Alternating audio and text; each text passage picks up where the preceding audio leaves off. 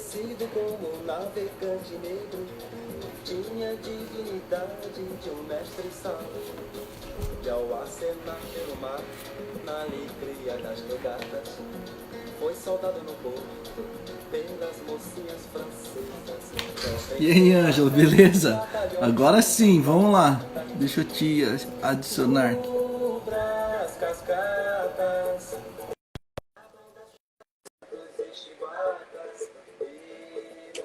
Oi, Vanessa. Oi, Fabiana. Oi, Laiane. Oi, Ângelo. Cara, vamos continuar falando sobre nossa ansiedade ao vivo, então. Agora vamos reclamar da sociedade. Pelo amor de Deus, eu tomo 2 vezes por dia um remedinho pra ver se eu me acalmo, mas tá difícil, viu? Não tá dando, não? Porra. Não, tô. É o 4º dia consecutivo de crise de enxaqueca, acredita? Agora eu tô um pouco melhor, mas eu ainda tô medicada. Então, se eu falar asneira, qualquer coisa, põe a culpa no remédio. Eu também sou. Tá todo mundo lutando aí contra a ansiedade. Eu luto já faz uns 2 anos e meio já. E Nossa. cada dia pior. Não, é da ladeira abaixo agora, amigo. Agora já era. Depois que toma o primeiro remédio, meu filho, já emenda nos 3. Pelo amor de Deus, né? A lista de remédios que toma. Mas você tá bem? Tirando a ansiedade, tudo bem? Tirando a ansiedade, a enxaqueca, tirando as 500 coisas você. A quarentena, o Covid-19. Aula, né? Doutorado. Aula.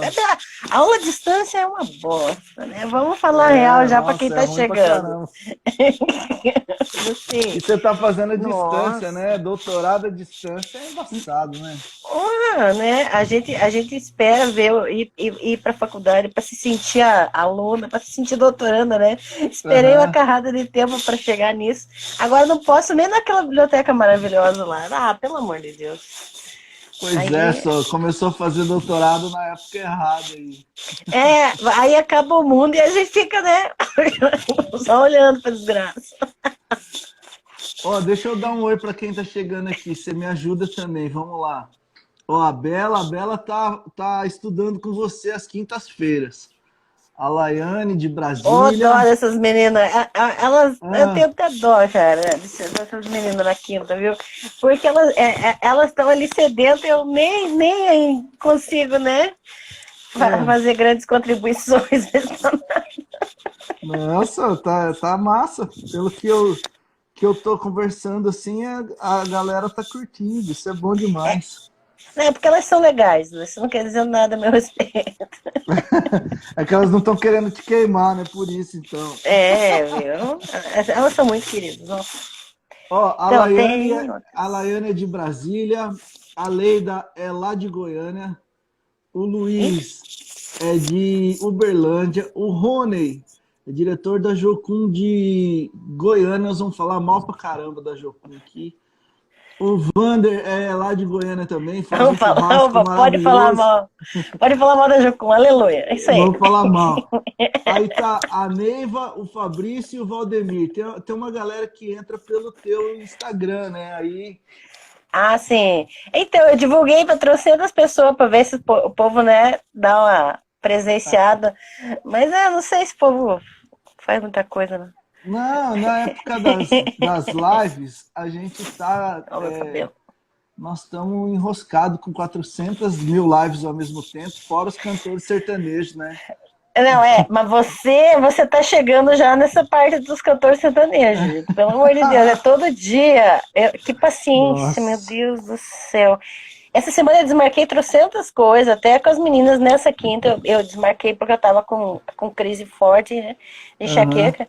Mas assim, mesmo em estado normal, eu não ia dar conta de fazer live todo dia, não. Eu tô fazendo de quarta a sábado, né? mas tem dia que é um É saco. louco! Não, você é maluco, cara. Você é maluco. Não, Olha, você é muito fofo, você é lindo, você é inteligente, você é um cara de Deus. Mas olha, você é louco. ó, agora De eu tô fé. fazendo com uma galera legal, porque se fosse um chato eu ia ficar assim, ó. Né? Ah, tô me Então, sentindo melhor de saber que eu sou uma é, galera legal.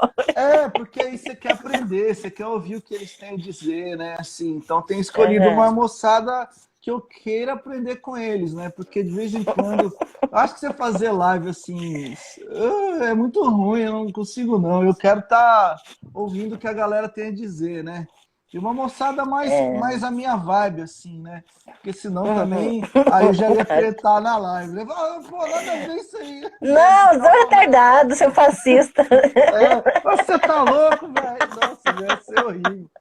Ainda bem que Ah, nós que ficamos massa. só com gente boa. Ô, Ângela, eu separei um monte de perguntas pra gente trocar ideia aqui, beleza? Meu Aí eu vou Deus. te perturbar, mas a Não, gente vai pode. trocando ideia, nós dois falando, e a moçada vai dizer. Ah, ó, fiquei até assustado, porque Olá. eu li a Leida Não, aqui, ó. não, mas eu fui a primeira e essa live ele nem gravou, cara. Pensa que essa aqui de hoje, agora vamos abrir o jogo, né? Ah, Essa aqui de hoje é porque a Bia foi a primeira. Nem eu, nem ele nunca tinha feito live na vida, isso, né? Isso foi uma loucura que ele, porque você, né? A gente desvirginou nas lives ali junto. E sim. daí, quando eu, cadê a gravação? Não, não tem! Eu Ah! perdi, velho. Eu falei assim, ó, é só baixar um programa que depois você pega a gravação. Eu não consegui salvar, aí deu tudo errado. Não, e essa live de hoje é pela misericórdia, então, né? Essa Não, nós então vamos vamos fazer salvar. uma. Vamos salvar um negócio que diga que você participando. Ô, Leida, a sua foi legal também, só.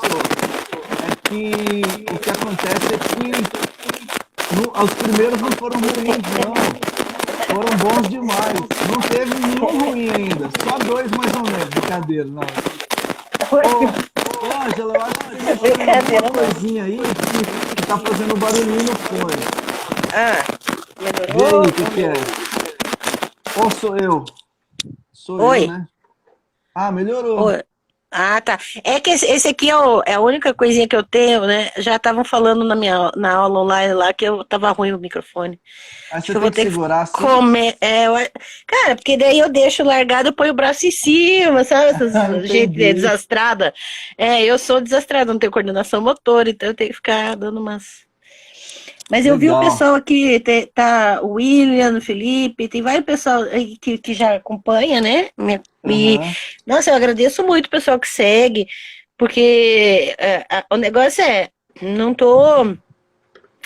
Eu não tenho muita paciência, o pessoal já percebeu, né? Que eu já ponho os meus avisos no Facebook dizendo não vou ficar comentando, respondendo, Aham. conversando, porque assim, nossa, minha cabeça fica mil e com 500 coisas, né, ao mesmo tempo. Então eu tenho que tirar tempo para conversar com as pessoas. Eu prefiro assim, olhando na cara, Uhum. né? É.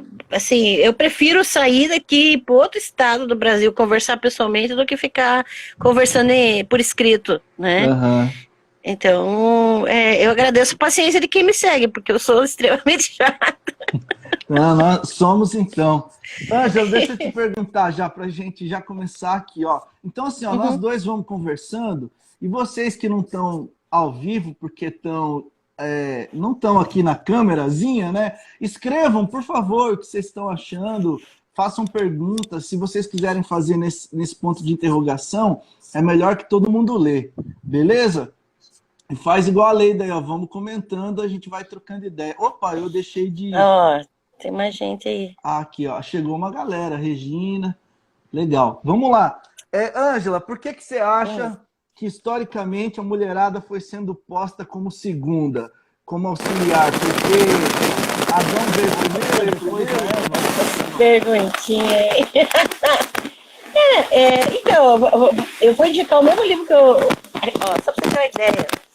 Eu tô com uma pilhinha de indicações aqui, ó. Tá vendo? Nossa, que beleza. Eu separei elas. É o meu vício, eu quero que todo mundo vicie igual, né? Isso.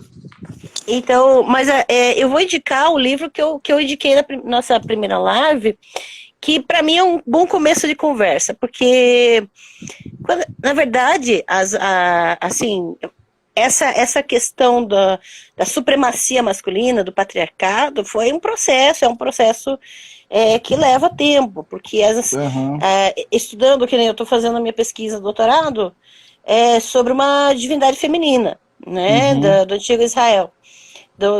Então, quando a gente fala da questão do patriarcado, não é uma questão que sempre existiu. E as pessoas se equivocam bastante sobre isso, né? Achando que não, o homem sempre foi, e daí você vem.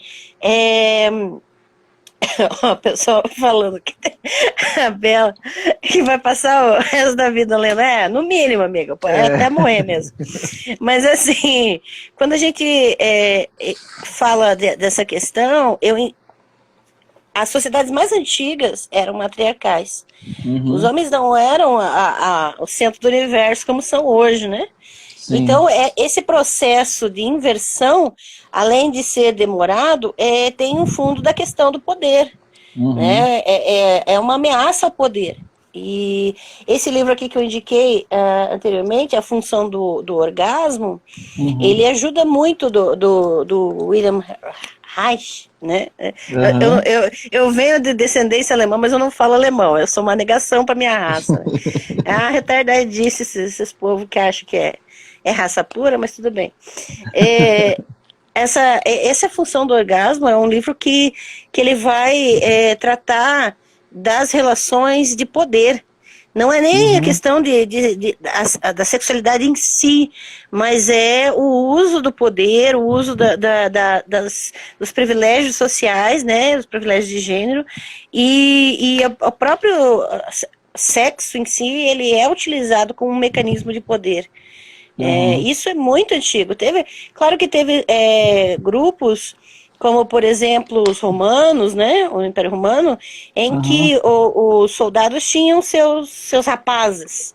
Sim. Então não era necessariamente uma questão de gênero, mas o sexo era utilizado como instrumento de poder.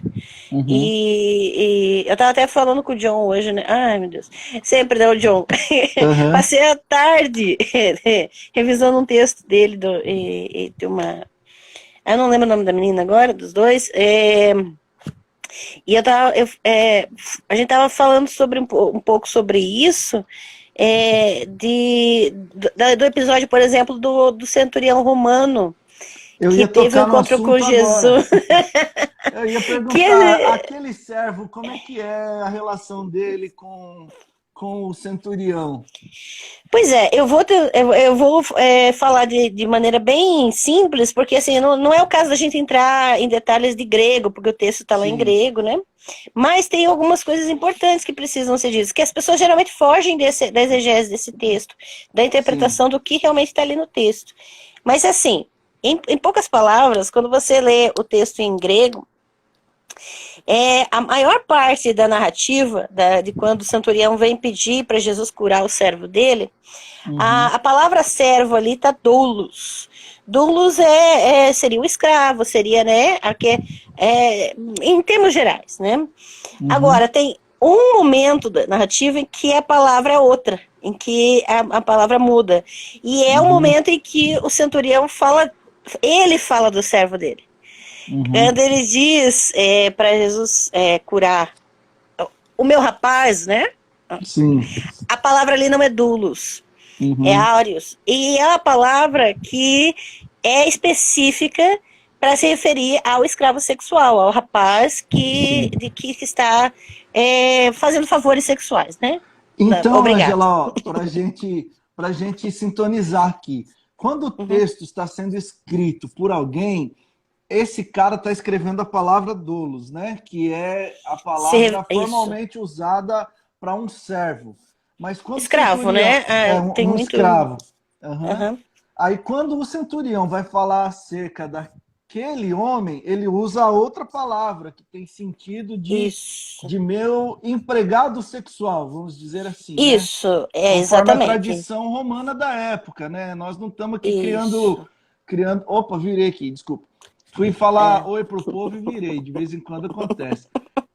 Então, nós não estamos aqui inventando isso, né? Porque na cultura romana era comum que os alguns soldados tivessem também, né, gente que servia a ele de diversas formas, e uma delas era sexual por conta do contexto grego, romano e tudo mais, Isso. né? Tanto o pessoal assiste o filme 300, já tem a noção Sim. da coisa ali. Tem vários filmes, claro, o filme é uma representação, uma leitura, né? Uma versão da questão, da história. Mas você pode estudar sobre isso tranquilamente e ir lá para o texto do relato. E para mim, o que me chamou mais atenção não foi essa mudança da palavra. Ano passado, no segundo semestre, eu estava dando aula de grego no curso de bacharelado em teologia e falei desse texto, né? Claro, né, aquela coisa, o povo fala que eu gosto de causar, na verdade eu gosto de pelo menos fazer provocações, para ver se o povo pesquisa. E eu tirava momentos da aula de grego, eu também fiz isso nas aulas de hebraico, para trazer esses textos polêmicos, que o pessoal não presta atenção ou não sabe, né? Só que quando analisa o texto ali na língua, o pessoal fica chocado com essa informação. Porque eles nunca olharam que o centurião, ao se referir sobre o próprio escravo, se refere com uma palavra que tem conotação sexual. Quer dizer, não sexual no sentido de relacionamento homoafetivo. Isso é importante lembrar. Mas sexual no pior sentido possível, no sentido de abuso, de uso de poder através da sexualidade. Então, isso, de certa forma, é muito pior, né? Quer dizer, é ruim. A questão da homossexualidade não é o problema. A questão da homossexualidade é indireto nesse aspecto, porque o que existia, de certa forma, era assim, um uso do poder para um certo tipo de exploração sexual, de estupro. Isso, essa é a palavra. Então, se pensando numa questão hierárquica do exército, né, o superior tinha condições de mandar com que o soldado, o que está numa patente abaixo, obedeça em qualquer que seja das orientações que ele propor, né? Inclusive o centurião fala dessa questão da autoridade quando fala com Jesus. Agora, Jesus sabia a relação dele com o escravo. E ele faz uma relação de palavras no sentido de transformar essa questão da autoridade para fazer o que ele quiser, né, com os subordinados, falando, não, se o senhor falar também, o senhor não precisa nem ir lá em casa, porque eu não sou digno. Sim, essa coisa. Lógica é muito curiosa, né? Porque, eu mando, agora vamos rasgar aqui, eu mando e o cara dá. O senhor manda e o cara vai ser curado, porque eu tenho afeto por ele. Ele passou a ser para mim mais do que um escravo. Passou a ser para mim alguém que eu gosto dele. Não é isso? Porque ele não ia se dar o trabalho, né? De fazer essa viagem, né? Ainda que fosse curta, para importunar alguém que ele acreditava que tinha poder, que tinha algo de Deus, né? E também não iria se submeter como romano a um nazareno, né? A não ser que fosse de causa urgentíssima, assim, né? Cara, mas eu acho que nem de causa urgentíssima. Os nazarenos eram, né, a escória da sociedade, né?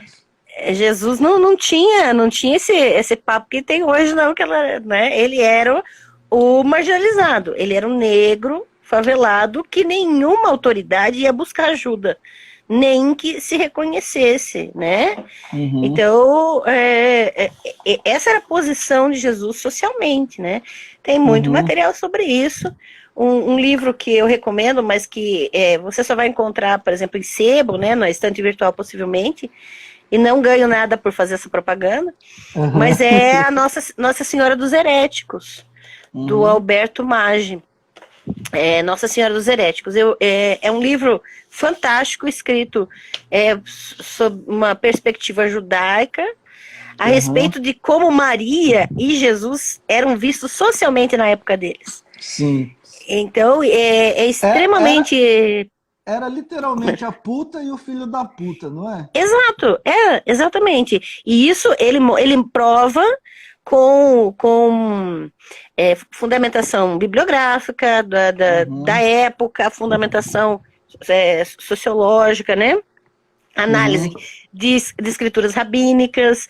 Então, ali você tem trocentas notas de rodapé, e é um livro que eu considero um dos meus tesouros, assim, porque eu só encontrei na estante virtual, mas assim, é um livro que fundamentou, inclusive, parte do meu ensino após o meu TCC, que eu fico muito triste de não ter encontrado ele antes, quando eu fiz o meu TCC de teologia.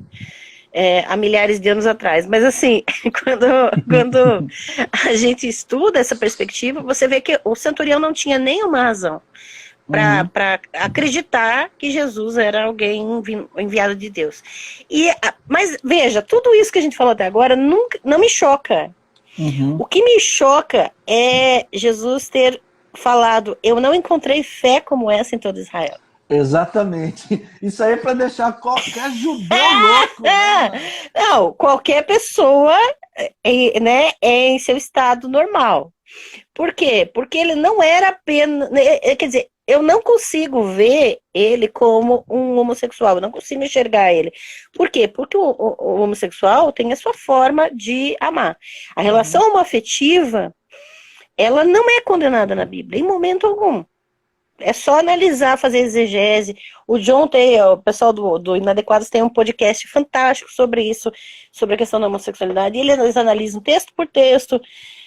O que Paulo, por exemplo, está condenando lá em Romanos é essa violência, é esse abuso, esse uso da sexualidade como instrumento de dominação e poder. E isso de qualquer gênero, isso se configura num estupro, seja homoafetivo ou hétero, né? Exato, o que se condena é o muito abuso isso. de poder, né? O abuso de poder para o ato sexual, para a violência sexual. É isso que Paulo depois desenvolve e condena. Agora, o cara que pratica isso vem para Jesus e ele ainda tem a capacidade de dizer que não encontrou fé como essa Israel. Então Israel estava no inferno, né, cara? Pelo amor de Deus. Não, e o que é curioso, né? É o centurião, né, cara? Ele é um soldado responsável por 100 outros, né? Ele é de Roma. Ele está ali explorando o povo, batendo nas mulheres, cuspindo nas crianças. Porque Roma não era uma maravilha, a Pax Romana era um inferno, né? E aí esse cara chega até Jesus, que já não é muito bem visto na sua comunidade local, e aí fala: você não precisa nem ir lá, porque eu entendo que quando eu dou ordens, as ordens são cumpridas. E aí Jesus, ao invés de falar assim: ô cara, suas ordens são horrorosas, ele diz: cara, que fé, né, mano? Porque ele tá entendendo que daqui eu tenho poder para curar lá. Aí ele vira para os discípulos e fala: gente, não vi fé igual desse cara. Tipo assim, imagina, é um americano elogiando o Osama Bin Laden, né? Isso. Um latino-americano, né? Elogiando o Osama. Eu acho que não. O latino-americano dizendo que ninguém tem fé igual do Trump. Isso, exatamente. Entendeu? Essa, para mim, é a analogia que se encaixa, porque o que está acontecendo, né? O cara é um estuprador, sinceramente. Essa é a minha dificuldade de estender misericórdia para um estuprador, né? Porque eu já fui estuprada. Então, pense que é muito, muito complicado para mim aceitar isso. Isso foi chocante, dizer que não tinha fé igual, como a daquele cara, entende? Sim. Ou maior que aquele cara. Então, aí é um negócio assim que me faz, assim, olhar Jesus com outros olhos, entendeu? Até onde vai o discernimento, o amor e a misericórdia de Jesus, que eu não tenho. Que para mim, se eu visse, é só Jesus na causa, entendeu? Porque aí todos os justiceiros que eu condeno, daí eu me assemelharia a um deles. Sim, exatamente. Entende? É chocante. Você está falando isso, eu estou aqui matutando, né? Como que se nós lêssemos alguns textos no original, estudássemos o conteúdo e as palavras, muito do que a gente compreende, ou quase tudo do que a gente compreende, seria um chute no saco, né? Porque, cara, vai muito na contramão do que a gente foi aprendendo ao longo do tempo, né? Do que nos foi sendo ensinado nas comunidades de fé. Até porque os nossos líderes religiosos também vieram dessa base crua, né? Muito simplória, de estudos teológicos que muitas vezes é mais para defender uma posição doutrinária do que explorar o texto, né? Exato. Eu passei mais de 20 anos ensinando a Bíblia do jeito que hoje eu condeno. Entende? Sim. Aí o que acontece? Hoje eu entendo que, por exemplo, faculdades teológicas, até mesmo na igreja, que o pessoal não precisa ter uma formação técnica, né? Ou uma formação oficial, né? Sei lá. Nas igrejas e estudos e formação teológica, o que nos ensinam não é a Bíblia. O que nos ensinam é a lente que querem que a gente use para ler a Bíblia. Sim, eles ensinam isso aqui, né? Isso aqui é o que a gente precisa, pelo menos eu e você, a gente precisa para enxergar. Então eles dão aulas sobre isso, porque eles sabem que a gente sem isso aqui não vê bem. E aí eles colocam nisso aqui aquilo que eles acham que a gente vai... É melhor para nos moldar, né? Sabe aqui no sul, no sotaque vai ficar ótimo, né? Uhum. Aquela vara de tô cagado. Sei. Entendeu? É ótimo isso aí. É aquela vara de você ficar batendo pro gado ir na fila que você quer. Entende?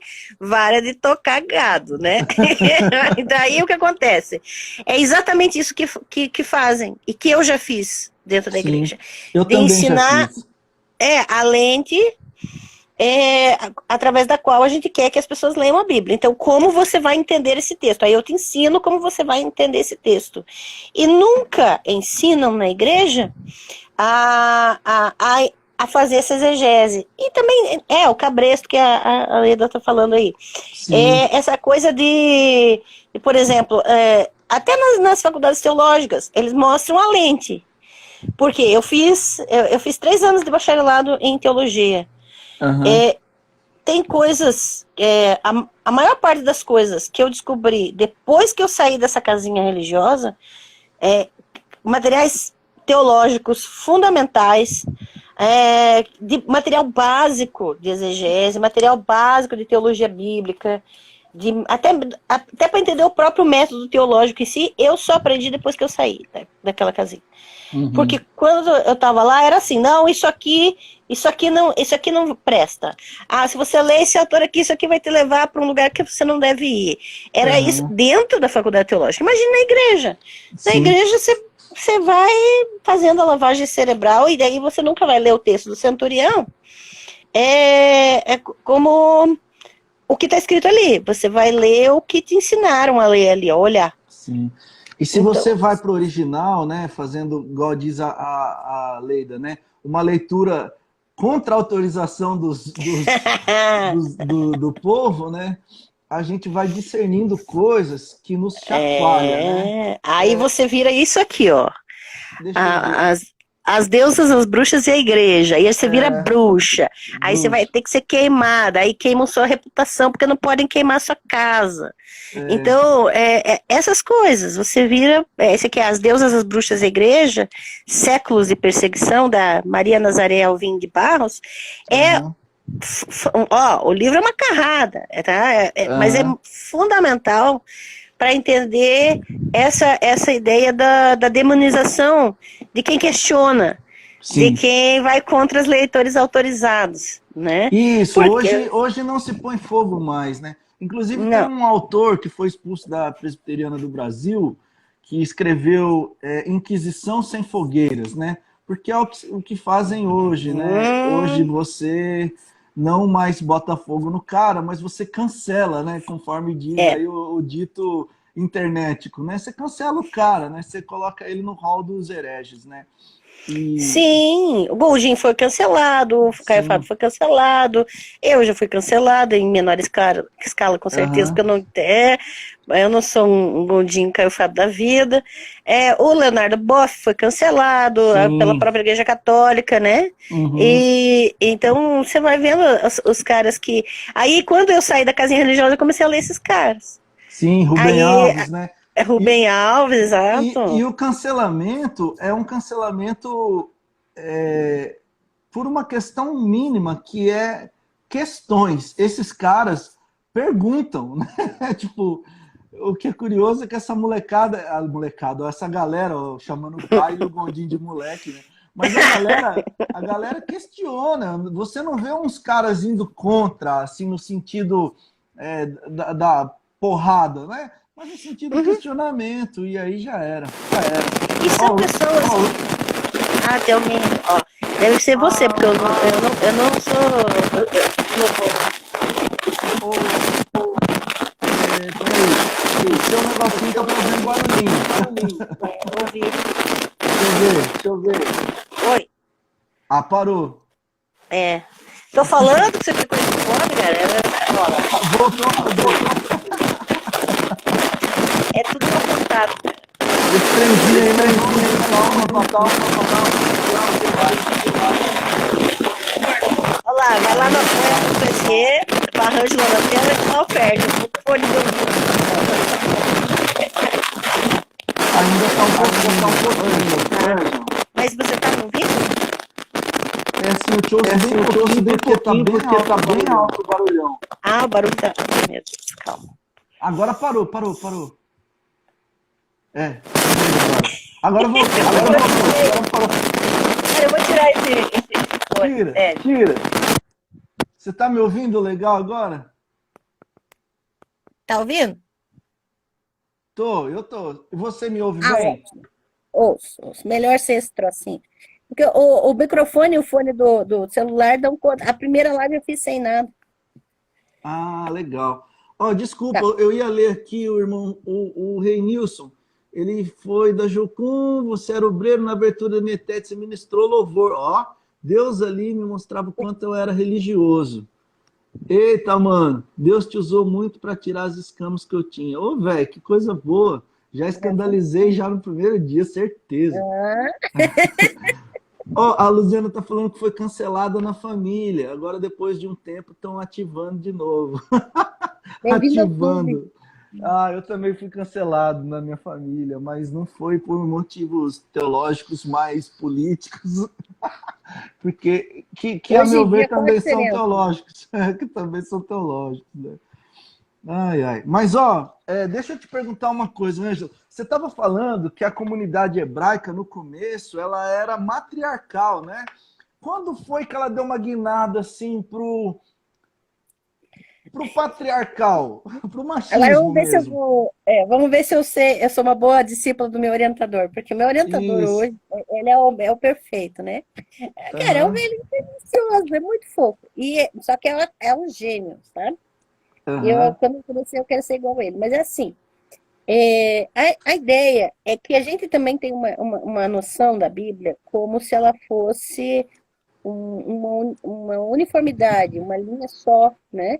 E a gente ignora tudo aquilo que contradiz ali dentro. uhum, Simplesmente finge que aquilo não é uma contradição, porque é uma contradição. Tem uhum, contradições, tem problemas, tem o uso do nome de Deus para justificar violência, genocídio, uhum, estupro, qualquer coisa que você condene, tem o nome de Deus como justificativa ali dentro do texto bíblico. Então, tem uhum, inúmeros para isso. Só que, o que acontece? O texto bíblico ele não foi escrito por uma pessoa só. Aí você pensa, não, ele é a palavra de Deus. Bom, Deus não escreveu com a mão dele, ele usou mão de pessoas, cabeça de pessoas, mentalidade de culturas. Então, ao fazer isso, Deus não anulou a personalidade de ninguém, nem os interesses de ninguém nessa escrita. uhum, Aí o que acontece? Hoje, se você vai trabalhar com arqueologia, que é muito importante, né? O povo gosta de pegar arqueologia só quando entre aspas, prova alguma coisa que está ali na Bíblia que ele crê. né? Uhum. E tudo o resto que a arqueologia faz, que desprova, né? A pessoa ignora, né? Mas assim, aí o que acontece? Registros, por exemplo, da introdução da escrita em contexto hebreu, né, israelita, é muito posterior. Então você já bate na ideia de que foi Moisés que escreveu o Pentateuco. Até porque o Pentateuco tem uma parte que é bem curiosa, é que relata a morte de Moisés. Se foi Isso. Moisés que escreveu, então significa que os espíritas estão certos. Porque para escrever sobre a minha morte, eu preciso ou Morrer. escrever da onde eu venho, ou eu ressuscitar, né, velho? Então, essa provocação é só para dizer que é porque teve um encaixe na escrita, alguém foi lá e fez a análise e falou, opa, vamos falar agora como é que Moisés morreu, né? Aí o que acontece? Claro que você não tem como só acreditar naquilo que a arqueologia achou, porque a arqueologia continua trabalhando. Ele não achou tudo. E bons arqueólogos, ano passado eu tive contato com um deles, como o Filkenstein, né, o Israel Filkenstein, mas assim, eles não dizem, por exemplo, eu tive em São Bernardo do Campo ano passado, né, quando ele veio. Uhum. Por exemplo, ele sempre diz assim, uma das últimas coisas que ele falou nos 4 dias que a gente teve ouvindo ele, a gente não pode dizer que aquilo que está na Bíblia, que não tem comprovação arqueológica, não é real. Por quê? Porque a gente continua escavando, continua pesquisando.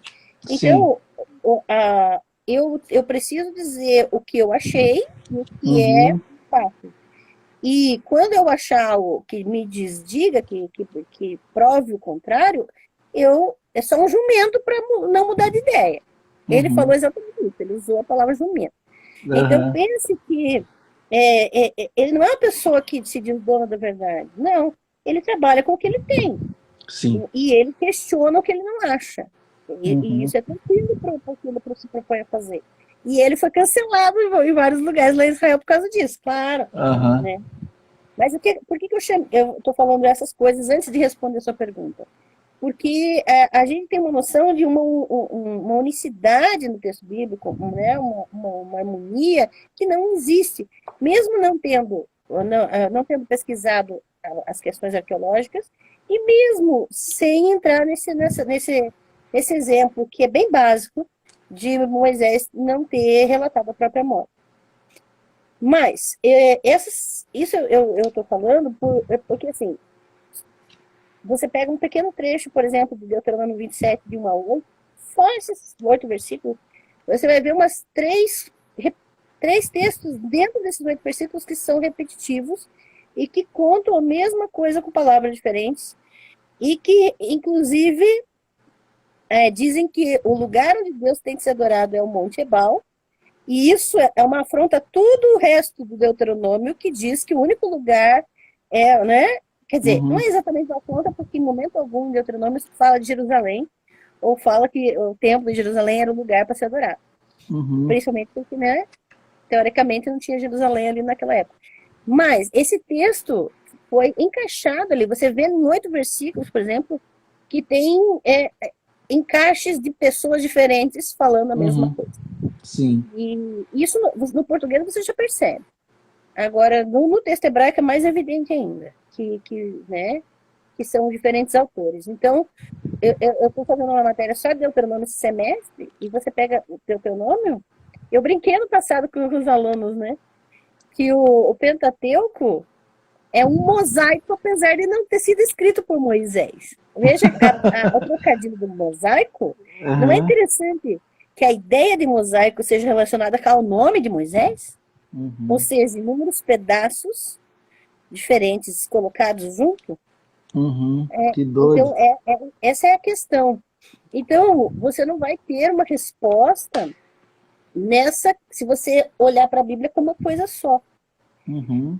Você vai entender, por exemplo, que os textos começaram a ser escritos muito posteriormente, né, lá pelos séculos, sei lá, 8, né, 9 no máximo, né, a partir de memórias orais, a partir de oralidade, Aham. E que quando esses textos foram organizados como texto sagrado, por exemplo, eles foram reeditados, reconfigurados e melhorados por uma elite sacerdotal, por exemplo, da Uhum. época do rei Josias, lá na frente, que fez uma reforma religiosa. Começou em Ezequias, mas mais com Josias.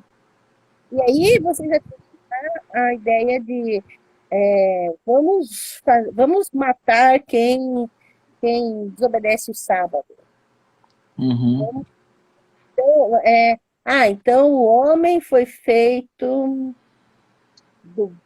direto da mão de Deus e a mulher de um pedaço do homem. E, e veja que começa-se a falar muito de uma linhagem patriarcal, sendo que hoje já tem pesquisas e tem muita coisa que vai entrar na minha tese, a ideia de que Sara era uma sacerdotisa da deusa, de que as mulheres da linhagem tinham relação com a deusa, e que por isso a esterilidade era algo normal, porque elas deveriam se abster, Uhum. então não era uma esterilidade física, mas era de abstinência a deusa.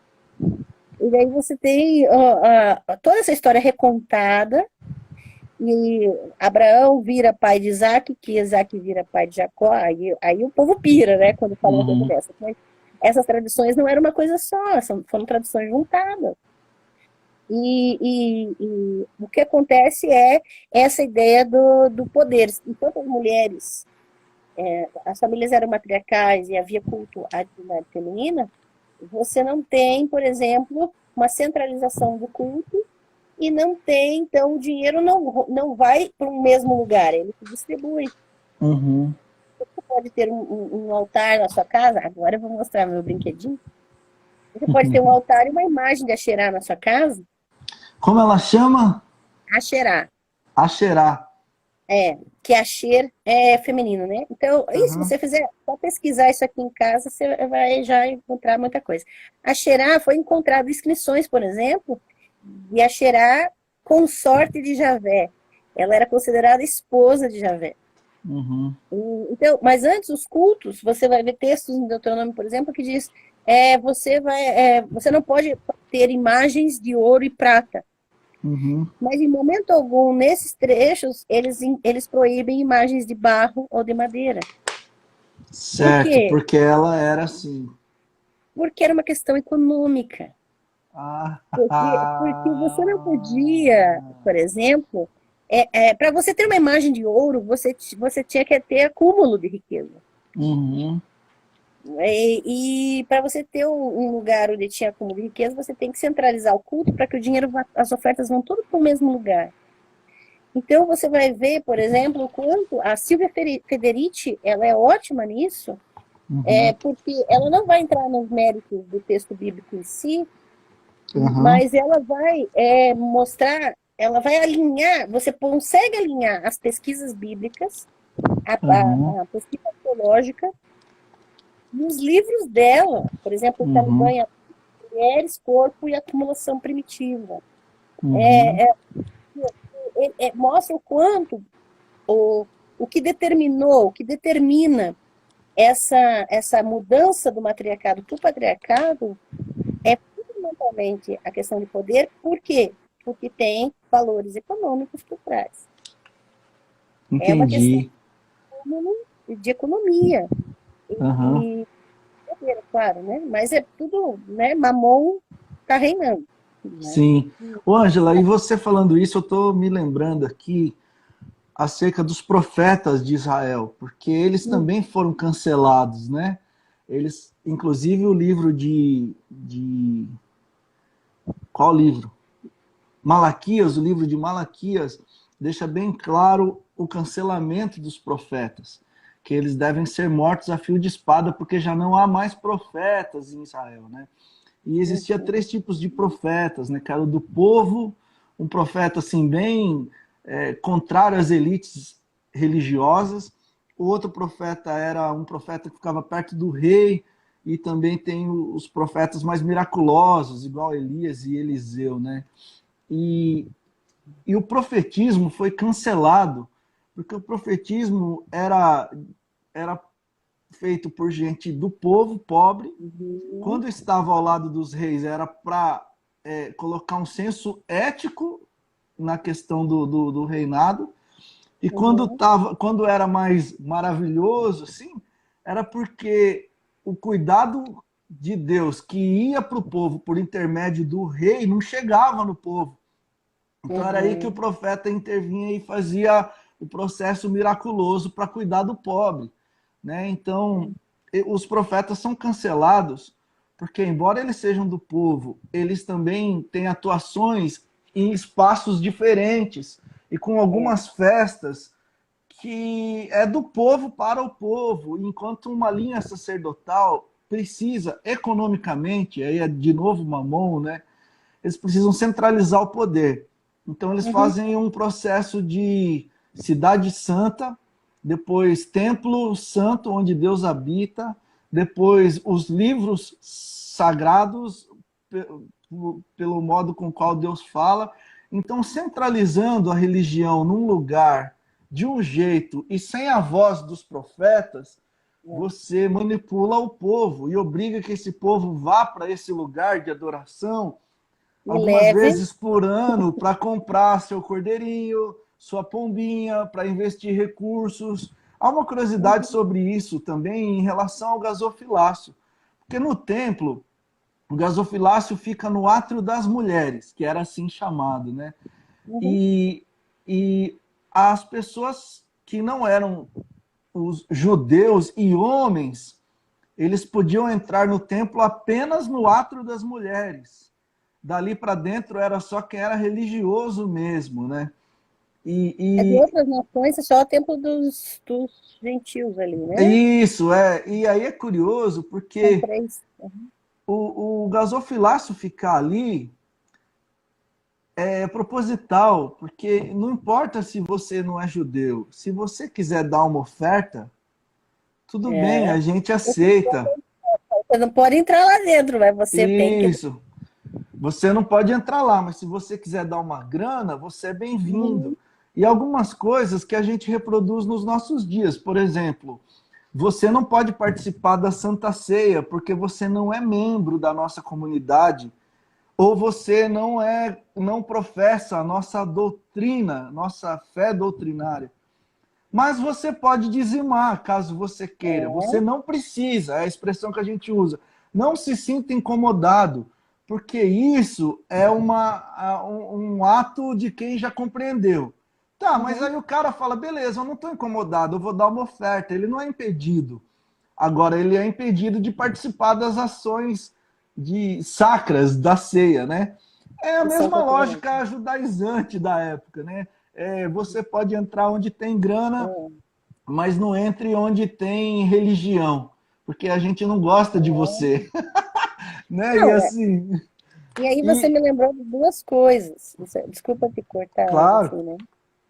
Só uma coisa é a questão da purificação do templo por Jesus, do texto que a gente chama de purificação do templo. Porque assim como você explicou, então eu vou fazer o gesto porque eu precisava de um quadro, né? Você gosta de desenhar, né? Mas assim, então você pode imaginar a ideia do tabernáculo, né? Santo do Santo, né?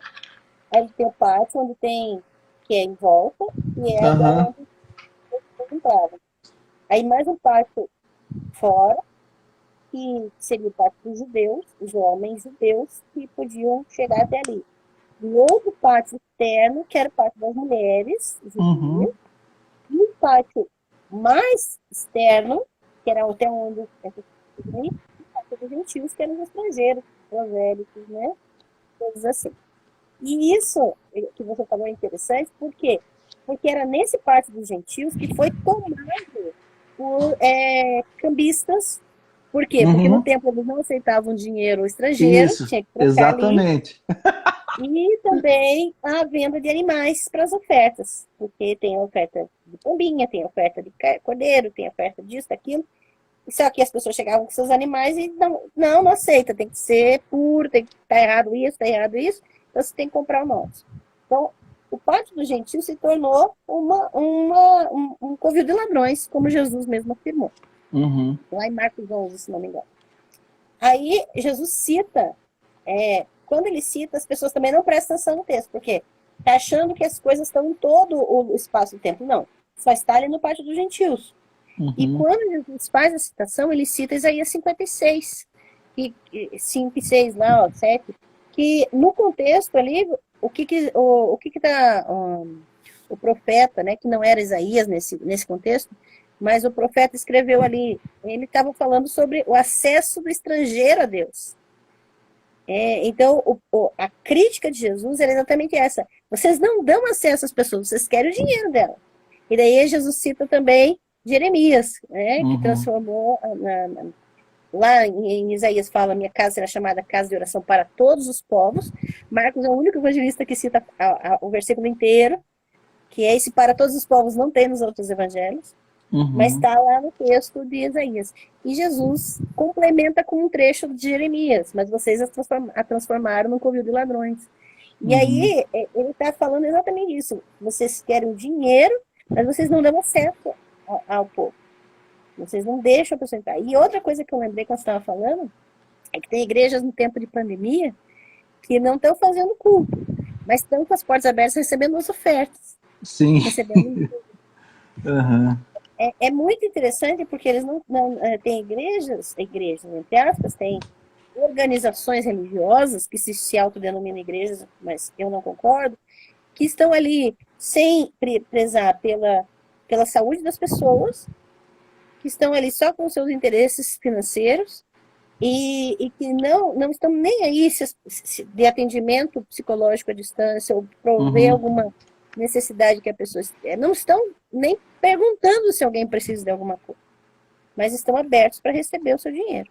Essa centralização do culto que aconteceu lá em Judá, com Ezequias, com Josias, acontece hoje. Então, se você não vai, você é o desigrejado, que também é um termo completamente maluco. Mas você pode ir lá ofertar, ou você pode fazer um depósito e nem aparecer.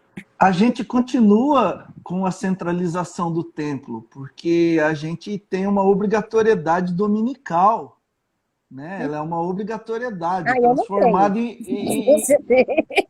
Não, mas eu também não tenho. A minha obrigatoriedade é quarta-feiral que eu vou lá com a galera da capela, porque eu gosto. Agora, tem dia que eu não vou porque tá com diarreia, enxaqueca, eu nem apareço.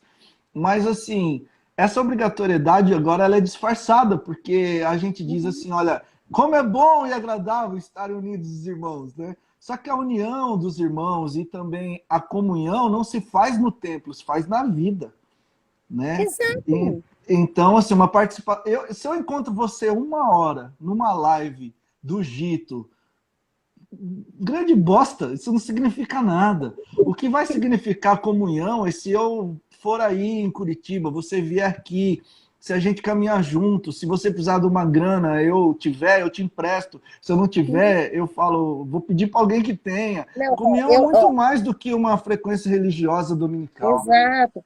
E se você precisar de dinheiro, eu não te empresto, porque eu sou contra empréstimo. Eu te dou. Isso, então, que coisa boa, agora eu já sei por que eu peço. Eu tenho os 2 rins ainda, eu posso vender um. É dinheiro e livro, né, velho? Porque livro, se você emprestar. Cara, eu vendo rim, mas não me desfaço dos livros, não, tá? Desculpa aí. Dinheiro sim, mas livro não dá, né? Mas assim, eu quero fazer ponte, deixa eu fazer ponte. Mas deixa eu te cortar antes da ponte, Ângela, porque em 5 minutos vai cair a nossa live, que o Instagram vai cortar. Então a gente corta de propósito e volta com a ponte. Pode ser? Tá. Porque se você começar a falar agora, eu acho que você não vai concluir em 5 minutos. Eu vou ficar assim, ó. Então a gente já corta e vai para outra, beleza? Eu amo falar com gente ansiosa que nem eu. Porque, senão eu vou ficar assim, não vai terminar, meu Deus do céu. Né? E aí a gente vai... eu tô anotando aqui a lista dos livros que você falou e depois no finalzinho eu coloco aqui pra galera procurar na estante virtual, porque é onde acha, né? Acho que é É, só lá, né? aí só me lembra que a ponte que eu quero fazer é sobre idolatria.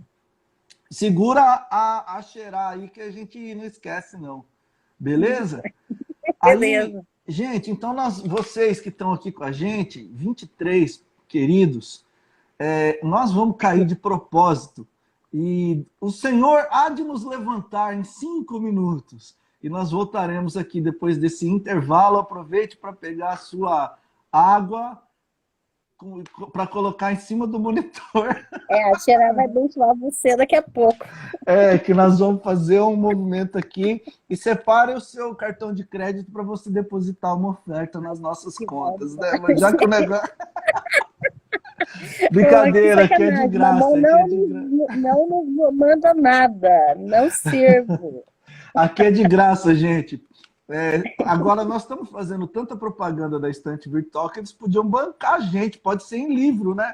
Banca a gente Eu em acho que livro, toda mano. livraria podia me dar um livro, um livrinho só. Se cada livraria me der um livrinho só, porque eu faço propaganda toda semana de livro, hein? Pois é, então. Tô merecendo. Aí um livro por mês já era um patrocínio maravilhoso, né? Livraria não, toda editora, né? Se toda editora. Ou as editoras podiam lançar minhas heresias, que tá difícil, viu? Porque tem palavrão. Aí eles não lançam, não. Eu precisava ler suas heresias. Os crentes não lançam porque tem palavrão. E o pessoal que não professa, editoras que não professam nada, não lança porque tem Jesus. Eu tô ferrado. Que bosta. Eu tô ferrado dos dois lados. Mas é assim mesmo. Gente boa, nós vamos cair, nós vamos voltar, tá bom? Até mais, gente. Volta aí.